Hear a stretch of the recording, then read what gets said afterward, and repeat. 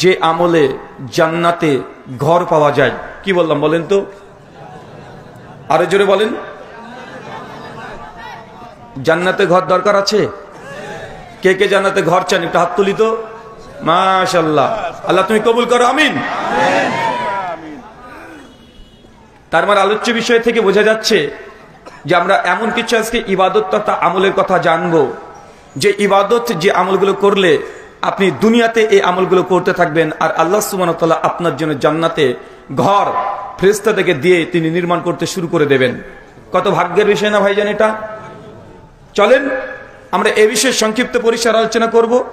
খুব লম্বা সময় ধরে আলোচনা শুনলে যে অনেক কিছু শিখতে পারবেন এমনটা নয়, আলোচনা হবে খুব সংক্ষিপ্ত। আল্লাহ নবীর বিশেষ একটা গুণ বৈশিষ্ট্য ছিল, তিনি অল্প কথা বলতেন। কি বলতেন? অল্প কথা বলতেন। কিন্তু এই অল্প কথার মধ্যেই একজন মানুষের জন্য যথেষ্ট কথাগুলো তিনি ছোট্ট এক বাক্যের মধ্যে বলে দিতেন। যেমন দেখেন সে মুসলিমের একটা হাদিস, কিতাবুল ইমানে 15 নম্বর হাদিসে আসছে, আল্লাহ নবীর কাছে একজন অপরিচিত সাহাবী এসে বলছেন, ইয়া রাসূলুল্লাহ, আমি সাধারণ মানুষ, বেশি ধর্মকর্ম বুঝি না, বেশি শিক্ষা অর্জন করিনি, তবে আমি জান্নাত যেতে চাই। কোথায় যেতে চাই? জান্নাত যেতে চাই।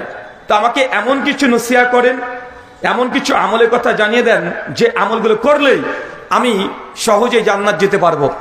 আল্লাহ নবী চট করে তার এই আকাঙ্ক্ষা দেখেই শুনে তিনি মুখ দিয়ে বলছেন, তাই যদি তোমার মনের বাসনা হয় তবে শুনে রাখো, এক আল্লাহর ইবাদত করবে, লা তুশরিক বিল্লাহ, কখনো আল্লাহর সঙ্গে শিরিক করবে না। 2, প্রত্যেকদিন 5 ওয়াক্ত সালাত যথা ওয়াক্তে আদায় করবে। 3, যদি তোমার ভাগ্যে রমজান মাস চলে আসে, আর কিছুদিন পর আসবে না, আর 10টা দিন অপেক্ষা করছে রমজান মাস যদি তোমার ভাগ্যে চলে আসে, তাহলে এই রমজান মাসকে কেন্দ্র করে পূর্ণ রমজান তুমি সিয়াম তথা রোজা পালন করবে। 4, যদি আল্লাহ তোমাকে রিজিকের পরিমাপ বেশি দিয়ে দেয়, একবার বাইতুল্লাহ মক্কায় গিয়ে হজ করে আসবে। 5, যদি সামর্থ্য থাকে তাহলে গরিব মিসকিনের জন্য তুই যাকাত বন্টন করে দিবে। তোমার যদি অর্থ থাকে, মুসনাদে আহমদ হাদিস নাম্বার 21203 একটু শব্দ যুক্ত হয়েছে। আল্লাহ নবী বলছেন হালাল গ্রহণ করবে আর সর্বদা হারাম থেকে বেঁচে চলবে। কয়টা বলেছে আল্লাহ নবী? কয়টা? এখনই ভুলে গেছেন? টোটাল কয়টা? 6টা। যখনই আল্লাহ নবী এই কথাটা বলেছেন, তখন এই সাহাবী শুধু জাস্ট একটা কথাই বলেছেন, আল্লাহি ইয়া রাসূলুল্লাহ, আল্লাহর কসম আল্লাহ নবী, আপনি যা বললেন এর বেশিও করব না, কমও করব না। এই কথা বলে সাহাবী চলে যাচ্ছেন। আল্লাহ নবীর ওয়াজ শেষ, বক্তব্য শেষ, শ্রোতা চলে যাচ্ছে, নবীর ওয়াজ শেষ, মানে কথা বুঝতে পারেননি। দেখেন পৃথিবীর শ্রেষ্ঠ বক্তা তিনি বক্তব্য দিচ্ছেন। একজন মানুষ জান্নাত যেতে গেলে কি কি আমল করতে হবে, এই গোটা আলোচনা মনে হয় 1 মিনিটও হবে না। হবে? কথা বলেন। 1 মিনিটও হবে না। নবীর ওয়াজ শেষ, আলোচনা শেষ, শ্রোতা চলে যাচ্ছে। আল্লাহ নবী তার এই কথা শুনে যখন তিনি কসম করে বলছে, রাসূলুল্লাহ যা বললেন এর বেশিও করব না, কমও করব না, এই কথা বলে চলে যাচ্ছে। আল্লাহ নবী খুশি হয়ে বাকি সাহাবীকে ডেকে বলছে, তোমরা জান্নাতি কাউকে দেখতে চাও? জান্নাতি? বাকি সাহাবীরা বলছে, ইয়া রাসূলুল্লাহ অবশ্যই, কে জান্নাত যাবে আমরা দেখতে চাই। নবী বলছে, ওই যে চলে গেল ওই ব্যক্তিকে দেখো, ওই ব্যক্তি যে কথা বলেছে যে বেশিও করব না, কমও করব না, এই কথার প্রতি যদি আমল করতে পারে, জেনে রাখো ওই ব্যক্তি জান্নাত যাবে। ওয়াজ শেষ, এখন আমি চলে যাই। হ্যাঁ, আরে ভাই, পৃথিবীর শ্রেষ্ঠ বক্তা, যার উপরে কোরআন নাজিল হয়েছে, যিনি কথা বললে শরীয়ত হয়ে যায়, সেই সময়কার এই হাদিস আজকের জন্য কি প্রযোজ্য নয়? অবশ্যই প্রযোজ্য। কিন্তু আমরা অনেক শুনি, আমরা শুনতে অনেক চাই, কিন্তু আমরা আমল করতে চাই না। আর আমরা আহলে হাদিস সমাজে একটা সমস্যা খুব বিদ্যমান বেশি দেখা যায়, যে আমরা শুধু জোরে আমিন বলা, নামাজে রফুল ইয়াদাইন করা, 8 টাকা তারাবি পড়া, বুকের উপরে হাত বেঁধে নামাজ পড়া, আমরা মনে করছি এগুলোই ইসলাম। অনেক ক্ষেত্রে এগুলো নেই, আমাদের বেশি মাতামাতি আছে। কিন্তু ইবাদত, জিকির, আজকার, তাসবিহ, তাহলিল, কোরআন মাজিদ পাঠ করা, নফল সালাত আদায় করা, সুন্নাত আদায় করা, অনেক ক্ষেত্রে আমরা গাফেল আছি না নাই? এদিক দিয়ে আমাদের হানাফি ভাইরা এগিয়ে আছে। আপনি যতই মনে করেন না কেন, তারা সুন্নাত নামাজ বেশি পড়ে, নফল নামাজ বেশি পড়ে, জিকির আজকার, বিদাতি জিকির আজকার হলেও তারা বেশি করে কি করে না? ওরা করে, মানে ওরা ইবাদতে আমাদের চাইতে এগিয়ে আছে, আছে না নাই? কিন্তু ওই হাদিস যেটা পেশ করেছি, ইবাদত বেশি করলে সে ব্যক্তি যে জান্নাত যাবে এমনটা নয়। আল্লাহ সুবহানাহু ওয়া তাআলা বলছেন কোরআনুল কারীম সূরা মুলক 67 আয়াত নাম্বার 2, আল্লাযী খালাকাল মাউতা ওয়াল হায়াতা লিয়াবলুয়াকুম আইয়ুকুম আহসানু আমালা। আমি মানুষের মৃত্যু এবং জীবন সৃষ্টি করেছি। কেন সৃষ্টি করেছি? আল্লাহ বলছেন আমি তাদেরকে দেখতে চাই, পরীক্ষা নিতে চাই তাদের মধ্যে কে সবচাইতে উত্তম আমল করে। কি আমল করে? আরবি শব্দ হচ্ছে আহসানু আমালা, মানে বেটার, বেস্ট, একদম সুপারলেটিভ, সব চাইতে ভালো আমল কে করতে পারে এটা পরীক্ষা। মানে কত আমল করবেন এটা পরীক্ষা না, আপনি কত রাকাত নামাজ পড়বেন এটা আল্লাহ পরীক্ষা করেন না, আপনি কত কোটি টাকা দান করছেন এই জন্য আল্লাহ আপনাকে সৃষ্টি করেনি, আপনি কতবার হজ করেছেন এই জন্য আল্লাহ সাথে আপনাকে সৃষ্টি করেনি, আপনি নামাজ কত রাকাত পড়েছেন এটা আল্লাহ দেখার জন্য সৃষ্টি করেনি। আল্লাহ সৃষ্টি করেছেন আহসানু আমালা, উত্তম আমল, ভালো আমল, দামি আমল কে করে এটা দেখার জন্য। রমজান আসছে সামনে, মসজিদ মসজিদ দ্বন্দ্ব ঝামেলা লেগে যাবে। তারাবি 20 রাকাত না 8 রাকাত, আছে না নাই? আপনি 20 পড়বেন না 20,000 রাকাত পড়বেন এই মাসালার জবাব আমি দেব না। তবে আপনাকে একথা বলি, আপনি 20 রাকাত তারাবি পড়েন আর 40 রাকাত পড়েন আর 8 রাকাত তারাবি পড়েন, এর চেয়ে গুরুত্বপূর্ণ যে ইবাদত আপনি কতক্ষণ ধরে করছেন। এখন তারাবির নামাজ পড়তে পড়তে যে তাড়াতাড়ি না হয়ে যায়, মানে কোন মসজিদ আগে শেষ করতে পারে, আছে না নাই? আর আপনাদের এলাকার কমপক্ষে 40 থেকে 41 খানা আহলে হাদিস মসজিদ আছে, বা অন্যান্য সমাজে আমাদের হানাফি ভাইদের মসজিদ আছে। মানুষ দেখে যে কোন মসজিদে তাড়াতাড়ি তারাবির নামাজ শেষ হয়, ও 1 কিলোমিটার হলেও হেঁটে ওই মসজিদে তারাবিতে যায়, আছে না নাই? সুনান তিরমিজি কিয়ামুল লাইল হাদিস 806 সনদ হাসান, আল্লাহর নবীর জীবদ্দশাতে তিনি 3 দিন জামাতে তারাবি পড়েছে। কয় দিন? 3 দিন। আল্লাহ নবী জামাতে তারাবি পড়েছেন মাত্র 3 দিন। কত তারিখ? 21 রমজান, সরি 23 রমজান, 25 রমজান, 27 রমজান, এই 3 দিন আল্লাহ নবী জামাতে তারাবি পড়েছেন। 3 দিনের তারাবি রাসূলের কেমন ছিল এটাও হাদিসে এসেছে। আল্লাহর নবীর ব্যাপারে সহিহ বুখারী হাদিস না 2011-তে আম্মা জান আয়েশা আর ওমর ইবনে খাত্তাব দুজনের রিওয়ায়াত সহিহ সনদে প্রমাণিত আছে যে আল্লাহ নবী 23 রমজান যখন সালাত আদায় করলেন, রাতে 3 ভাগের একদম 1 ভাগ আল্লাহ নবী পড়েছেন, মানে কমপক্ষে 1.5 ঘন্টা। কত ঘন্টা? 25 রমজান সাহাবীরা নবী তারাবি দেখে নামাজের প্রতি আগ্রহতে তারা মসজিদ পূর্ণ হয়ে গেছে। আল্লাহ 23 রমজান যখন 25 রমজান আসলেন মসজিদে, তিনি সালাত আদায় করালেন, গোটা মসজিদ কানায় কানায় একদম পূর্ণতা লাভ করেছে। আল্লাহ নবী সেই দিন তারাবি জামাতে নামাজ পড়েছেন প্রায় অর্ধরাত্রি। কত রাত্রি? মানে কমপক্ষে 3 ঘন্টা। কথা বুঝেননি মনে হয়? যখন 27 রমজান আসলেন, নবী জামাতে তারাবি সালাত আদায় করাচ্ছেন, এত দীর্ঘক্ষণ সালাত আদায় করছেন, সাহাবীরা মনে মনে আশঙ্কা করছেন আজ মনে হয় সাহারি পাবো না, মনে হয় সাহারির আজান দিয়ে দিবে, মসজিদ থেকে গিয়ে সাহারি পাবো তো, এই টেনশনে সাহাবীরা আছে। মানে সাহারির ওয়াক্ত পর্যন্ত নবী ঠেকিয়ে দিয়েছেন তারাবির নামাজ। তো তারাবি মানে কি বুঝলাম? তারাবি মানে তাড়াতাড়ি। কি বুঝলেন? কি বুঝেছেন? আচ্ছা, তারাবি মানে কি জানেন? তারাবি এসেছে আরবি শব্দ তারবিহাতুন থেকে, আর এটার বহুবচন হচ্ছে তারাবি। তো তারবিহাতুন এটার মানে বাংলা হচ্ছে বিশ্রাম নেওয়া, থেমে থেমে পড়া, ধীরে ধীরে পড়া, আরাম করে পড়া, মানে খুব ধীরে ধীরে যে নামাজটাকে পড়া হয় ওটার নাম হচ্ছে কি? ওটার নামই হচ্ছে তারাবি। মানে নামাজ যেটা পড়ছেন 2 রাকাত 2 রাকাত করে, এটার নাম তারাবি নয়। তারাবি ওইটা যে 2 রাকাত পড়লেন, আবার 2 রাকাত পড়লেন, মাঝখানে একটা গ্যাপ দিলেন, বিশ্রাম নিলেন, জিকির আজকার করবেন, একটু বিশ্রাম নেবেন, এই যে বিশ্রাম নিচ্ছেন 4 রাকাত পর, এটাকে বলা হয় তারাবি। কথা মনে বুঝতে পারেননি? তা আমাদের সমাজে তারাবি আছে না তাড়াতাড়ি আছে? তাহলে এই 20 রাকাত নামাজ পড়েন আর 40 রাকাত নামাজ পড়েন। আমি আমার এলাকার তারাবির নামাজের কোয়ালিটি আপনাকে বলি, প্রত্যেক বছরে বেশ লক্ষ্য করা যায়।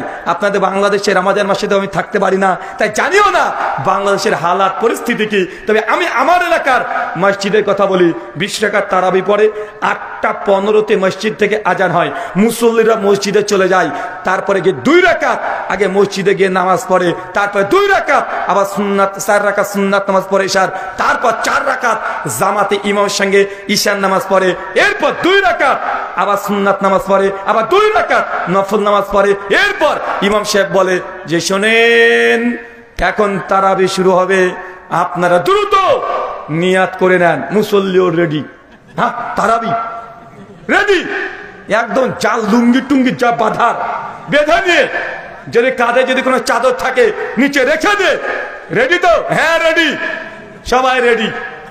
মানে যে হুজুর একটু আগে 4 রাকাত আমাদেরকে এশার নামাজ পড়িয়েছে, কত চমৎকার করে, কত সুন্দর কিরাত করে, চমৎকার হবে, রুকু সিজদা সব ঠিক ছিল, চমৎকার করে পড়ায় কি পড়ায় না?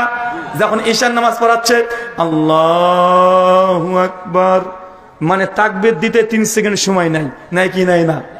তারপরে কমপক্ষে সানা, তাদের বানোয়াট নিয়াত সবগুলো নিয়ে আরো কমপক্ষে 30 সেকেন্ড সময় বিরতি দেয়, তারপরে চমৎকার কণ্ঠে আলহামদুলিল্লাহি রাব্বিল আলামিন, সুন্দর টান আছে না নাই?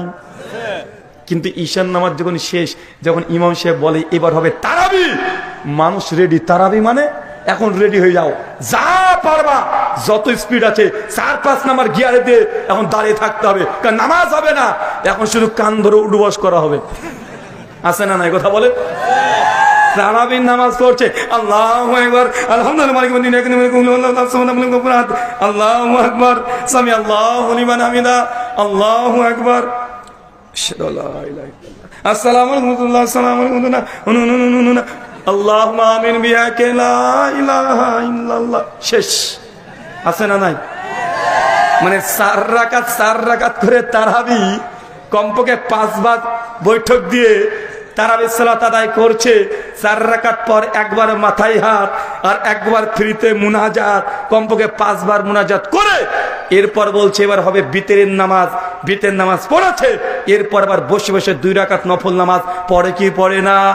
মসজিদ ঢুকেছে 8:15, মসজিদের জামাত শেষে মানুষ মসজিদ থেকে বেরিয়ে যাচ্ছে 9:05 অথবা 10 মিনিটে, মানে 35 মিনিট সময় নামাজ পড়েছে 39 রাকাত। কি আপনাদের বাংলাদেশে এমন হয়? মানে 35 মিনিট সময় বা 40 মিনিট সময়ে 39 রাকাত নামাজ। আরে অনেক ক্ষেত্রে দেখা যায় আমরা ইয়াং, আমাদের বয়স বেশি না, কেবল 30-এর ঘরে পা দিয়েছি, কিন্তু যেসব চাচাদের বয়স 60, মানে 1 পা কবরে আর 1 পা কলা ছতরে, মানে যখন তখন চলে যেতে পারে, এই চাচাদের তারাবির কি হালাত হয় বলেন তো? মানে ইমাম সাহেব এত জোরে তারাবির নামাজ পড়ে রুকু থেকে সিজদায় চলে যায়, চাচার মাজা ব্যাকা করতে করতে, মানে রুকুতে যেতে যেতে ইমাম সাহেবের উঠে ওর 1 সিজদা হয়ে যায়। আছে না নাই কথা বলেন? ভাই আমি যে গতিতে সালাত আদায় করতে পারবো, ওই 60-70 বছর চাচারা জামাতে অত গতিতে পড়তে পারবে? মানে ওই চাচার আত্মীয়াত শেষ হয়, দুরুদি শেষ হয়নি, আত্মীয়াত দূর কি বাত, কিন্তু হুজুরের ইমামের সালাম ফেরানো হয়ে গেছে। আছে না নাই? তার মানে এটা আমাদের তারাবির নামাজ নয়, এটা তাড়াতাড়ি নামাজ। আল্লাহ এই ইবাদত দেখতে চায় না। আমি এই জন্য বলেছি, কোন মসজিদে যদি 8 টাকার তারাবি কেউ যদি পড়ে, সে যে 1.5 ঘন্টা 1 ঘন্টার সময় নিয়ে, তাহলে এই তারাবি এটাই হাসান আমালা। আর কেউ যদি 45 মিনিটে 25 টাকা বা 20 টাকার তারাবি সালাত আদায় করে, এই সালাত আল্লাহর আসে যাবে না, ওই মসজিদে ফ্যানের সঙ্গে বন বন করে ঘুরবে। আবার কেউ যদি 8 টাকার তারাবি পড়ে মাত্র 15 মিনিটে, এমন মুসল্লি আছে না নাই? তো তোমার 8 টাকা তারাবি পড়ার দরকার নেই, তোমার জন্য তারাবি না। তারাবি মানে সময় নিয়ে ধীর স্থির ভাবে অনেক সুন্দর করে মনের মতো নামাজ আদায় করবে, এটা নাম তারাবি। আল্লাহ দেখতে চাই আহসানু আমালা, উত্তম আমল।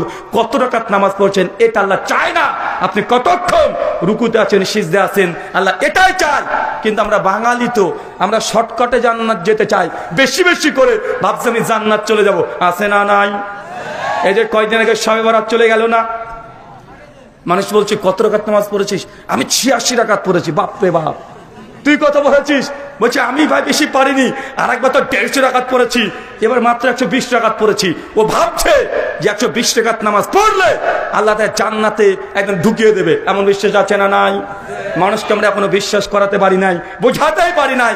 ভাই আহসানু আমালা মানে কত কত বেশি আমল করলেন এটা অনুবাদ নয়। আহসানু আমালা মানে কতটুক সুন্দর করে আপনি ইবাদত করছেন, এটাই গুরুত্বপূর্ণ। একটা উদাহরণ দিই, বুঝতে পারবেন। আমার আছে 1 কোটি টাকা, এই চাচার আছে ধরেন মাত্র 1 লাখ টাকা, দুজনই দানের কম্পিটিশন করছি। এখন আমি 1 কোটি টাকা থেকে 10 লাখ টাকা দিয়ে দিয়েছি, আর চাচার 1 লাখ টাকা সম্পদ থেকে 50,000 টাকা দিয়ে দিয়েছি। এখন দান সংখ্যার দিক থেকে কার বেশি? আমি কত দিয়েছি? আমি 10 লাখ দিয়েছি। চাচার সম্পত্তি 1 লাখ, চাচা দিয়েছে মাত্র 10,000, সরি 50,000। এখন ইনি সংখ্যাতে কম না, কিন্তু নেকি কে বেশি হবে? কেন বেশি হবে? কারণ তার সম্পত্তি অর্ধেক দিয়ে দিয়েছে। কি করেছে? অর্ধেক। আর আমি কি দিয়েছি? আমি 10 ভাগের 1 ভাগ দিয়েছি। আল্লাহ সুবহানাহু ওয়া তাআলা পরিমাপ দেখে না, আল্লাহ কোয়ান্টিটি দেখে না, আল্লাহ দেখে যে আপনার সম্পত্তির কত পার্সেন্ট আপনি দান করেছেন, এটাই দেখে। কিন্তু বাঙালি মনে করছে যে না না না না, যত বেশি করা যাবে ততই ভালো। তার জন্য আমি বলেছিলাম ভাইজান, আপনাদের গ্রামে এলাকাতে জুমার নামাজ কত রাকাত পড়েন? কত রাকাত? 2 রাকাত পড়েন তো নাকি? আর প্রতিদিন জোহর কত রাকাত নামাজ পড়েন? 4 রাকাত। এখন নামাজ পড়া ভালো কাজ না খারাপ কাজ? নামাজ বেশি পড়া ভালো কাজ না ভালো কাজ? আগামী জুমা, কালকে জুমা না পরশু দিন? কালকে জুমা, আগামীকাল জুমা না? আগামীকাল জুমাতে ইমাম সাহেব যিনি আছেন তাকে বলে যাই, বলবেন যে বড় হুজুর ভারত থেকে এসেছে, এসে বলে গেছে আজকে 4 রাকাত নামাজ পড়াবো। কেউ নামাজ পড়বেন? কেন রে ভাই? নামাজ পড়া ভালো কাজ না? আরে প্রতিদিন তো জোহর 4 রাকাতে পড়েন, জুমার দিন 4 রাকাত পড়লে সমস্যা কোথায়? সমস্যা কোনো আছে?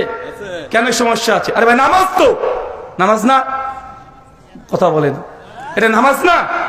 আরে প্রতিদিন তো 4 রাকাত পড়ছেন, তা 4 রাকাত প্রতিদিন যদি পড়েন, জুমার দিন 4 রাকাত পড়বেন, ক্ষতি কি? মনে রাখবেন, অনেক মানুষের মধ্যে এটা ভুল একটা ধারণা। আগে আপনাকে খণ্ডন করতে চাচ্ছি যে ইবাদত মানেই মন মতো যত বেশি করবেন তত বেশি নাকি, এই ধারণা ইসলামে নেই। এই ধারণা আছে হিন্দু, খ্রিস্টান, অন্য ধর্মে। এই জন্য তারা দেখবেন ঈশ্বরকে পাওয়ার জন্য তারা কি করে, ন্যাংটা হয়ে রাস্তাতে ঘুরে বেড়ায়, আছে না? আমাদের ভারতে গত মাসে জানুয়ারিতে উত্তরপ্রদেশ, ইউপি, প্রায় 1 কোটি নাগা সাধু বুঝেন? ওদেরকে বলে দিগম্বর, মানে উলঙ্গ, একদম পুরোটাই ন্যাংটা, মানে জামা কাপড় প্যান্ট কিছুই নাই। আপনি ভাবেন না যে কিছু আবার আছে, কিছুই নেই। এটা হচ্ছে তাদের ধর্ম। ওরা গিয়ে স্নান করেছে আর বিশ্বাস করে নিয়েছে তারা যে এই যে এসে গঙ্গা স্নান করলাম, যতক্ষণ গুনাহ পাপ করেছে সব ধুয়ে চলে গেছে। কথা বুঝতে পারলেন না ভাইজান? তো এই সাধুত্ববাদ, দুনিয়াকে ত্যাগ করে দিয়ে শুধু ঈশ্বরের আরাধনা করা, দুনিয়াকে ত্যাগ করে দিয়ে শুধু ঈশ্বরের ভক্তি করা, এটা ইসলামে নাই। ইসলামে আছে এটা?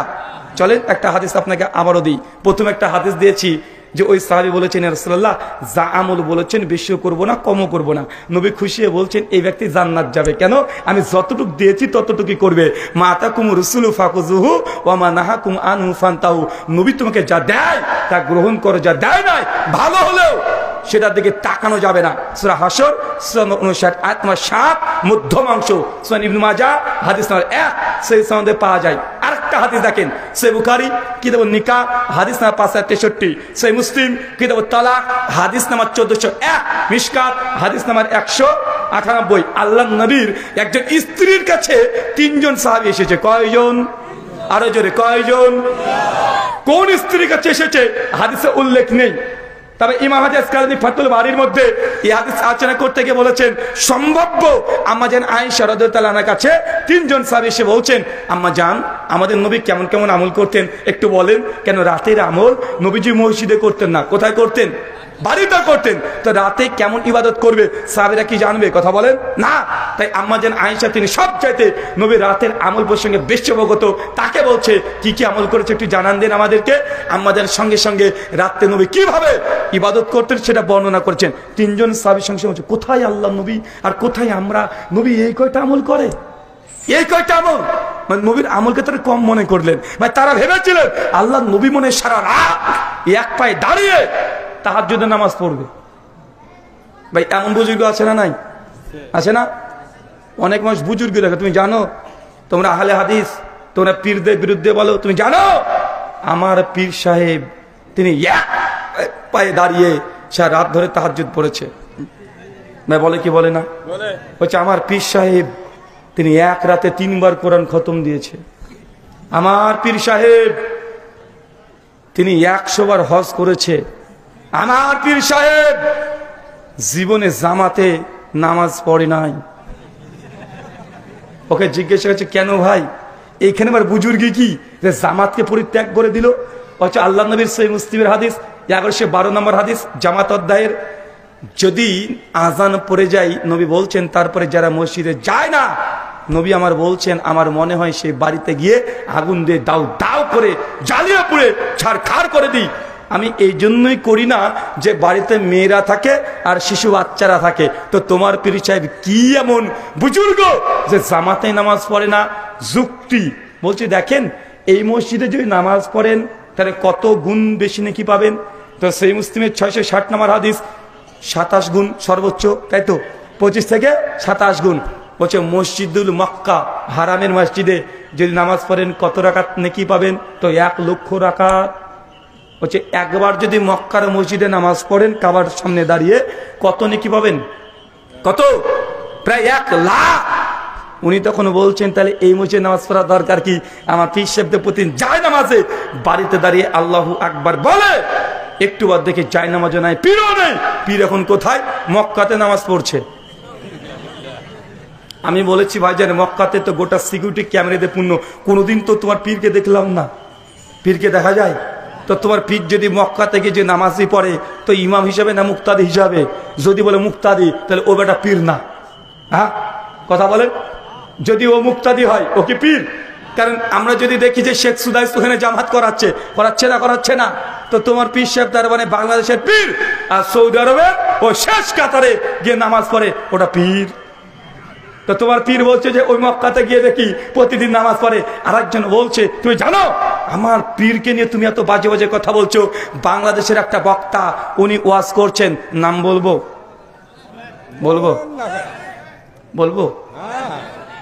ওনার নাম শুনেই যেন ভয় লাগে। নাম হচ্ছে চর্মনাই। চর্মনের বাংলা মানে কি? মানে চামড়া নাই, মানে চামড়া নাই, মানে এমন কিছু আকীদা বাংলাদেশে প্রচার করছে। সত্যি বেটা কবর যদি যাস তো চামড়া তুলে দেবে ফেরেশতারা। নামটা ঠিকই ফাইনাল করেছে, ঠিক করে নি ভাইজান। ওয়াজ করছে যে বাবারে আমার পীর সাহেব একদিন গভীর রাত্রিবাতে ওয়াজ করে আসছিলেন, রাত্রি প্রায় 2টা, 2:30, 3টা বেজে গেছে। হঠাৎ করে ঝড় বৃষ্টি কঠিন টান দিয়ে বলছে যে মওলা পাকের কাছে। তখন আমি দোয়া করতে শুরু করলাম যে মওলা আজকে কিভাবে রক্ষা পাবো? ঝড় বৃষ্টি, নদীর কাছে গিয়ে দেখছি যে নদীতে কোনো মাঝিও নাই, নৌকাও নাই, পার হবো কিভাবে? এত বড় পদ্মা নদী পার হতে সম্ভব নয়। তো পীর সাহেবকে আমি বললাম, মানে মুরিদ বলছে, পীরকে আমি তখন বললাম যে পীর মশাই আজ কি হবে এই দুর্ঘটনা থেকে আমরা রক্ষা পাবো? পীর তখন বলছে বাবা তোমার কাছে জায়নামাজ আছে না? জি পীর সাহেব আছে। বলছে জায়নামাজটা একটু দাও। জায়নামাজটা পীরকে দিয়ে দিয়েছে। পীর সাহেব সে জায়নামাজ পেতে দিয়েছে। মুরিদকে বলছে তুই জায়নামাজ যখন দাঁড়া চোখটাকে বন্ধ কর আর মনে মনে শুধু আমার কথা স্মরণ কর। তারপরে পীর সাহেব জায়নামাজে উঠে পড়েছে। পীর আর মুরিদ, মুরিদ মানে বলদ, বুঝতে পারেননি মনে হয়, মানে পীর আর এই মানে মুরিদ তথাকথিত বলদ দুজন একসঙ্গে বসেছে, মানে দাঁড়িয়ে আছে। একটু আর পীর সাহেব নাকি কি মুখে মুখে বলছিল, হঠাৎ করে দেখছি জায়নামাজ উঠতে শুরু করেছে। উড়ে উড়ে উড়ে উড়ে একদম গোটা পদ্মা পার করে দিয়ে একদম আমাদের স্থলে মানে বাড়ির সামনে নামিয়ে দিয়েছে। আমি তখন ভাবলাম যে এই পীর সাহেবের যে কারামত লিখেছে, যে গল্প বলেছে, এই ব্যক্তি আলিফ লাইলা অনেকবার দেখেছে। কথা বুঝলেন না মনে হয়? মানে আলিফ লাইলা দেখে দেখে মানে ও পীরের কারামত লাগিয়ে দিয়েছে। ভাই এমন আছে না নাই? বলছে আমার পীর সাহেবের কাছে বলছে সবাই আল্লাহর ওলিকে চিনেছে, কিন্তু ওয়াহাবি লামাজাবি এরা আল্লাহর ওলিকে চিনে না। কেন? আমার পীরকে দেখে বেগুনে জিকির করে। বেগুনে জিকির শোনেন নাই? বাঘে এসে দিকে প্রণাম করে পীর সাহেবকে, শোনেন নাই? মানে আগেকার পীর সাহেবের আমি যতগুলো জীবনী পড়েছি, হোক সেটা খাজা মঈনুদ্দিন চিশতি বা নিজামুদ্দিন আউলিয়া বা বড় পীর আব্দুল কাদের জিলানী বা বাইজিদ বুস্তামি বা চরমনাই, এনাদপুরি, জৌনপুরি, রাজারবাগি, ফুলতুলি, দেওয়ানবাগি, আটরশি, মাঝভান্ডারি, সারসিনা আছে না নাই? প্রত্যেক পীরের জীবনীতে একটা আলাদা স্বতন্ত্র অধ্যায় থাকে, নাম হচ্ছে পীর সাহেবের কারামত। অনেকগুলো কারামত ওই গ্রন্থে রচনা করা হয়, আছে না নাই? আমি একটা কমন একটা পীরদের কারামত পেয়েছি, মনে আপনার কষ্ট পাচ্ছে নাকি? কমন কারামত কি জানেন পীর সাহেবের? পীর সাহেব উঠতে পারতেন। পীর সাহেব মানে মাঝে মধ্যে টুক করে এখান থেকে উড়ে ওখানে চলে যেতেন। ভাই এমন সব ঘটনা শোনেন না যে আমার পীর সাহেব 3 মাসের রাস্তা মাত্র এক পলকে উনি পার করে দিয়ে চলে গেছেন। শোনা যায় কি যায় না? আমি একজন মুরিদকে বলেছিলাম, ভাই তোমার পীর সাহেব যেহেতু এত এত উঠতে পারে, তো বর্তমান জনসংখ্যা বলছে বাংলাদেশে 15 কোটি মুসলিমের মধ্যে কমপক্ষে 1 লাখ বাংলাদেশের পীর আছে। কত লাখ?